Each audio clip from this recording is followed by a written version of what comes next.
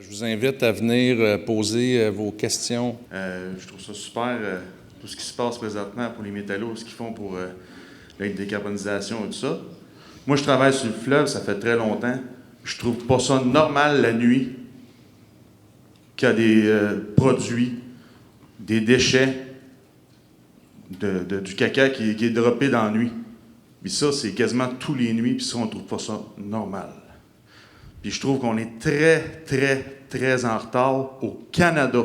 La majorité des habitants du Québec prennent leur eau à même le Saint-Laurent, où on trouve un taux très important de microparticules de plastique, notamment qui ne sont pas éliminés par la filtration. Un paquet je parlais de perturbateurs endocriniens qui affectent la santé humaine, mais aussi la santé des autres espèces vivantes. Vous avez 100% raison, c'est un grand oublié. Puis pour que ça revienne dans les priorités du gouvernement, encore une fois, c'est la pression citoyenne. Puis le fleuve, vous avez raison, il va pas bien. Puis la température est en train de changer aussi. Le taux d'oxygénation qui a un rôle super important pour la santé du fleuve à moyen et long terme est très affecté. Fait que les chercheurs, la communauté scientifique est extrêmement inquiète, puis ça percole pas dans l'ensemble de la population. Fait que c'est un très bon point. Merci de l'avoir amené. Sur les redevances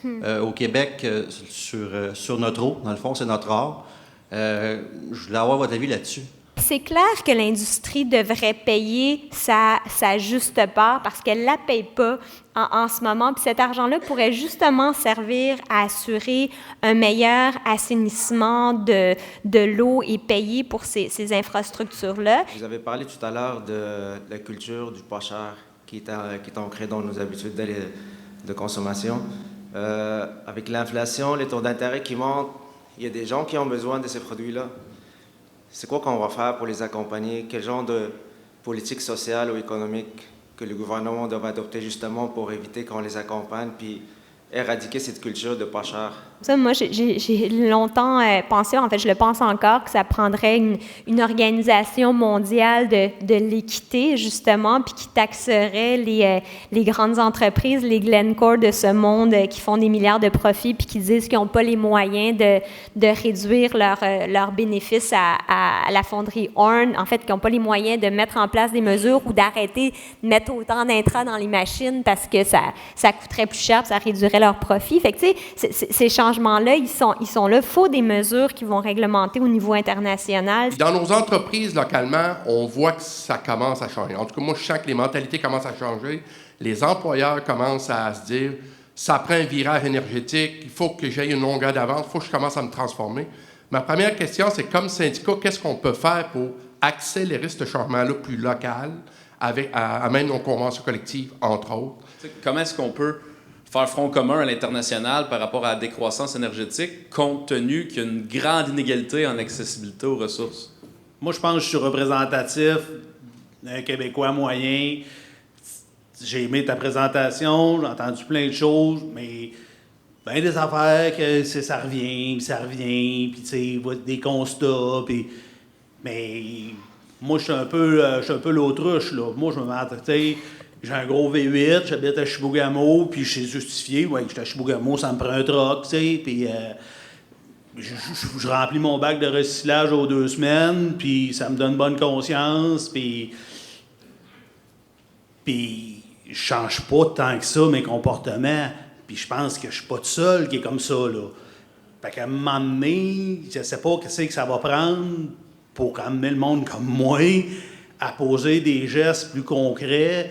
Parce que si moi et ma gang, on n'embarque pas dans le bateau, là, je pense qu'on n'y arrivera pas. Non, mais en fait, ce que vous abordez là, c'est fondamental. Puis, tu sais, si je l'avais la réponse à ça, mais typiquement dans les études en sociologie comportementale, ce qu'on voit, qu'est-ce qui fait bouger les gens, souvent, c'est effectivement quand on rentre dans le mur, quand il y a une crise, puis là, comme tu n'as plus le choix. Si on l'a vu pendant la COVID, là, on n'avait plus le choix. On a accepté des choses qu'on n'aurait jamais acceptées normalement parce qu'il y avait un contexte, il y avait quelque chose de grave. Puis, ce qui fait changer la société, souvent, a l'impression que ça va prendre la majorité des citoyens et citoyennes pour que ça bouge vraiment.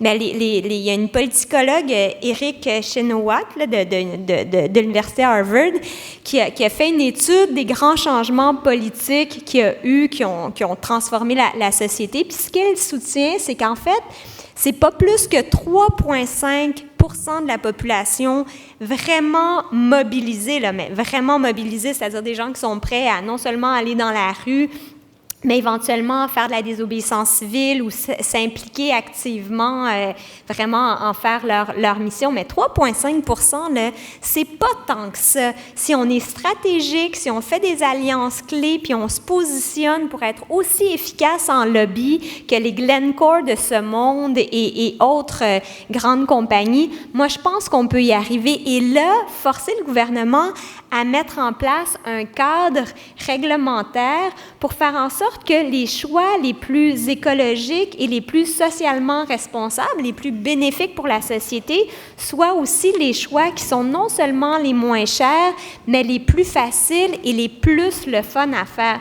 Tu sais, qu'est-ce que les syndicats peuvent faire? C'est fondamental. J'ai mentionné la notion de santé et sécurité au travail. Vous êtes des champions à défendre ça. Maintenant, je pense qu'il faut élargir la notion de santé et sécurité aux questions environnementales plus larges. Le climat est la plus grande menace à la santé humaine actuellement et à la sécurité. On gaspille de l'énergie. La première étape, c'est de cesser le gaspillage. En Europe, maintenant, avec la crise énergétique, sont en train de voir comment réduire le gaspillage puis aller vers une plus grande sobriété.